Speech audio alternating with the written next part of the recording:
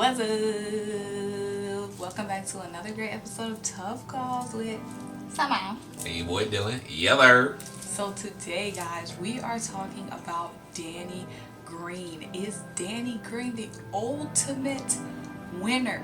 Okay, we're talking about not just in the NBA. The guy's been winning since he has been playing basketball on a serious level. Now, let us take y'all back. As we do so well. And we're going to start with Danny Green back at UNC, coming off the bench his freshman year as a sixth man for the Tar Heels back in the Tyler Hansborough with the Mavs days. Ty Lawson. Right, we about to go down memory lane now. Me and Dylan both agree that Danny Green is the ultimate winner, and once you watch this video, you are going to agree. Make sure you go ahead and like, comment, and subscribe, and we're about to get into it. Now, Dylan, I mean, you guys, if y'all really rock with me, you already know that I'm an NC State Wolfpack girl. But my sister went to Chapel Hill, and I grew up a Tar Heel baby. I'm from North Carolina. So talking about Danny Green really brings me back to my childhood, guys. I went to all his games pretty much. So my sister was at Chapel Hill while Danny was there. So this is going to be a tearjerker. Now, Dylan, go ahead. Let's start with his Chapel Hill days when he started to become a winner. All right, so Danny Green was a McDonald's All-American. So, First win. High school. He dominated in high school. So he did end up going to UNC, obviously. And as a freshman, he averaged, I think it was about 7.5 points per game, with a couple of rebounds in there as well. But Roy Williams knew he had to be, not such a, because when he got to UNC, he was more of a score first kind of guy. Roy Williams kind of molded him and made him kind of that 3-and-D guy you know him as now. So they had Tyler Hansborough, Ty Lawson, and Danny Green coming off the bench, as Simone alluded to, which led them to a 2009 NCAA championship. Yes, I remember I was in the Dean Dome for that. They weren't playing in Chapel Hill, but you guys know they had a watch party in the Dean Dome, and Lil Mo was there, cheering on the Tar Heels. Before I knew I'll be a little baby Wolfpack later down the road, but that is win 2 for Danny Green. So he dominated high school. He went to one of the best basketball programs in the world, college basketball programs, and was able to shine and develop there and win the championship. Mind you, he was a contributor. That shot was wet, guys. That shot was wet, and he did not lose it when he took it to the next level. Now, Dylan, we're going to be talking a little bit about all the adversity that Danny Green had to face. Obviously, he started out in college as a sixth man and made his way to be the winner he was at Chapel Hill.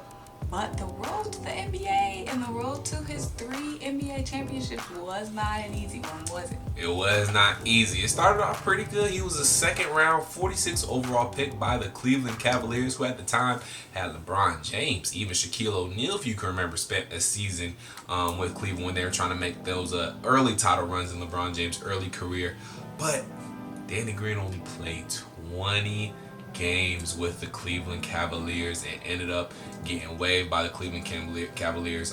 Before he got waived by the Cavaliers, sent down to the D-League with the Erie Bayhawks. And at the end of the 2010-2011 season, he was waived by the Cleveland Cavaliers. So a rough start to an NBA career for Danny Green. And let me just say, Danny Green from early on just showed so much determination and commitment to the game, because you guys got to understand, Danny Green was at the top of his game in high school. Exactly. He was at the top of his game in college. I would say he went to one of the best basketball programs and contributed and won a national championship. So to go to the NBA and get humbled the way he did, like by having to go to the development league, I don't think a lot of guys would have bounced back. Now, if you think about now, as in 2020, let's think about some guys who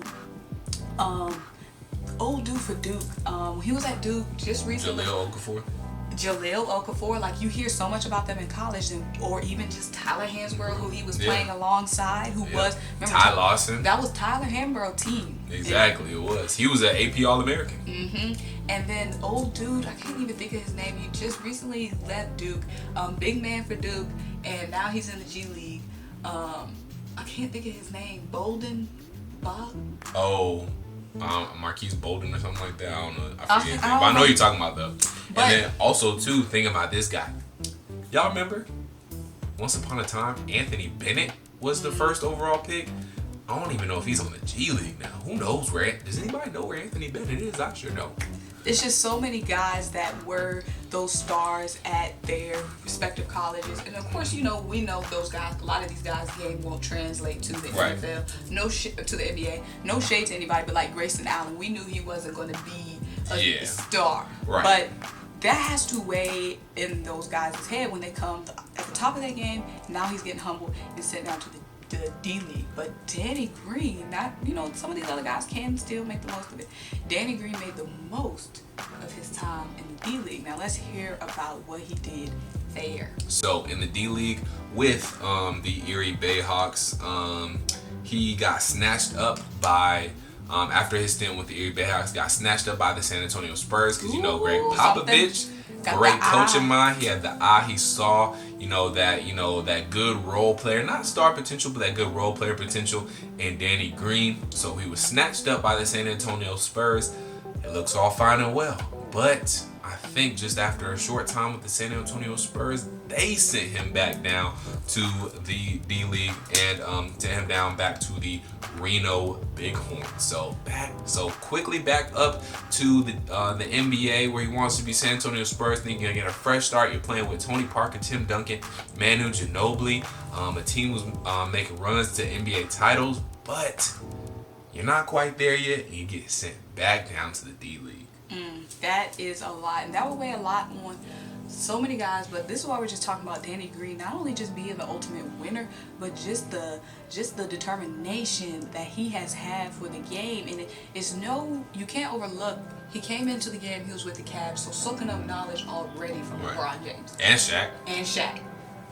Then he comes next team, soaking up knowledge from Pop, Tony Parker, Ginobili, Tim Duncan. I mean, the knowledge that Danny Green was able to soak up from early is incredible. So he did do a stint overseas, and these guys overseas is worse to them than playing in the G League. Right. So go ahead and talk about his overseas stint. So he did go overseas. But real quick before we jump into that, with the Bighorns, he did average 20 points per game, shot 43% behind the arc, 7.5 rebounds. So he was balling in Reno, got him back up to San Antonio, but then he got sent back. He got picked up back to the San Antonio Spurs, sent back down again after a stint with them. So then he went to go play overseas, like Simone alluded to, with the Union of Olimpijima of Slovenia, where he averaged 11.4 points per game and won the Slovenian Cup. So he won a championship at Chapel Hill. He won a championship in Slovenia. So the dude, guys, this is before his 3 NBA championships. He's Already been a winning. winner, guys. You see what we're getting at here? Exactly. So not only did he just go overseas, he dominated overseas and made the most of that experience. Now let's talk about him back. All right. So now, the crazy thing about Danny Green and how he got his final come up when he would come back to the NBA and stay for good, we're going to go back to 2011, the year of the NBA lockout. That's when LeBron won his first championship that year after they came back from the lockout, shortened, I think, a 60-game season.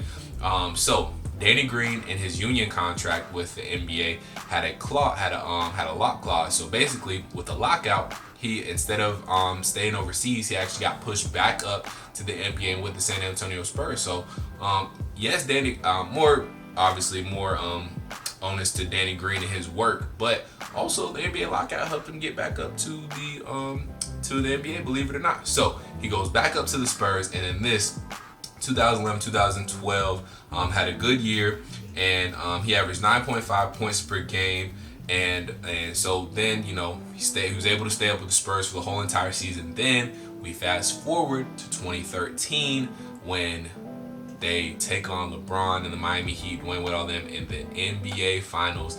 And if it wasn't for Ray Allen's shot in Game 6 that saved the Miami Heat, Danny Green would have been a Finals MVP because he knocked down 8. He was wet in that Finals, guys. I don't know if you remember. That corner shot Set a record for 25 threes made in a series. That is still the record to this day.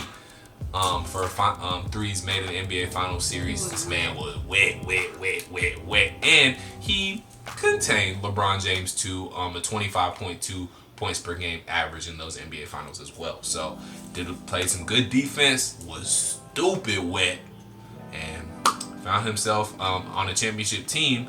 If you fast forward to 2014, his first NBA championship with Kawhi Leonard, Tony Parker, Tim Duncan, and all of them with the San Antonio Spurs. So his third chip ever, and then the most coveted championship of them all, an NBA Finals championship. He got that big ring. Right, and then of course with the Toronto Raptors, he was able to go to that team with Kyle Lowry and was able to knock down,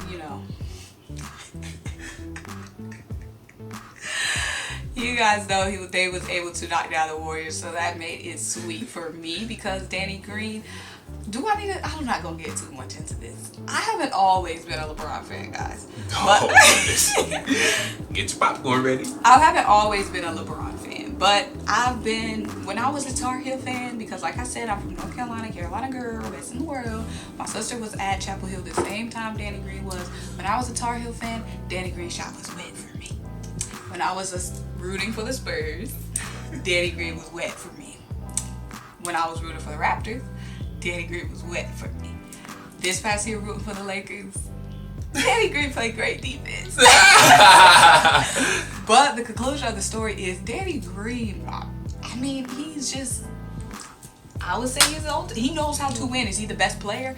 No, but the man knows how to at least be in the right team at the right time. Boy, back-to-back championships for Danny Green too. Back to back. So this guy is not only the ultimate winner, he is the ultimate show of perseverance. Persevered through all those trials and tribulations, going up to the NBA, back down to the D League, up to the NBA, back down to the G League. So this guy has just been, so solid, has focused on his game, continued to get better and better, and now he's a 3-time NBA champion.